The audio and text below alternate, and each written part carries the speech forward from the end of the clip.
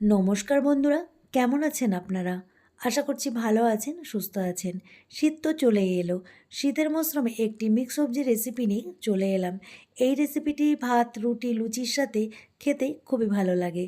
আমার বাচ্চারা তো খুবই পছন্দ করে, তাই মাঝে মাঝে বানিয়ে নিই।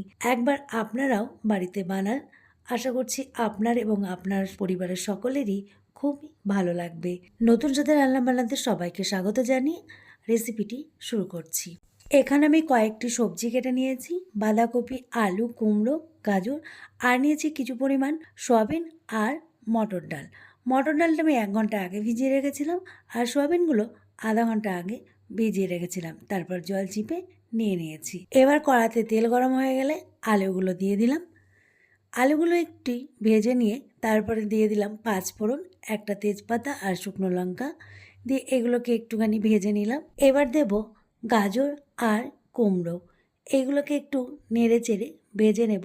তারপর সবগুলোকে ভালো করে একটু নেড়ে চেড়ে নিতে হবে। এবার দিয়ে দেব চেরা কাঁচা লঙ্কা আর টমেটো কুচি। তারপর দেব মটর ডাল আর সয়াবিন। এগুলো দিয়ে একটু নেড়ে চেড়ে নিয়ে গ্রেট করা আদা দিয়ে দেব। নেড়ে চেড়ে নিয়ে তারপরে বাঁধাকপিটা দিয়ে দিলাম। বাঁধাকপি দিয়ে এইবার দেব পরিমাণ মতো লবণ, হলুদ, লঙ্কার গুঁড়ো আর জিরের গুঁড়ো দিয়ে এইগুলোকে ভালো করে সব নেড়ে চেড়ে নিয়ে একটু কষিয়ে নিতে হবে। এটা নিচে লেগে গেলে পারে তখন জল ঢেলে দিতে হবে। একটু ফুটে উঠলেই 5 মিনিটের জন্যে এটাকে ঢাকা দিয়ে রাখবো মিডিয়াম ফ্লেমে। ব্যাস 5 মিনিট হয়ে গেছে। এবার ঢাকাটা আমি খুলে নিলাম। সব সবজিগুলো সিদ্ধ হয়ে গেছে।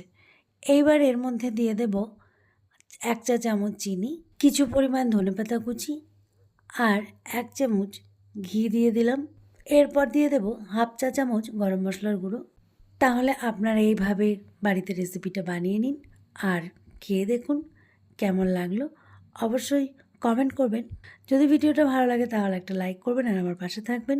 নতুন নতুন ভিডিও রেসিপি পেতে গেলে আমার চ্যানেলটাকে সাবস্ক্রাইব করুন।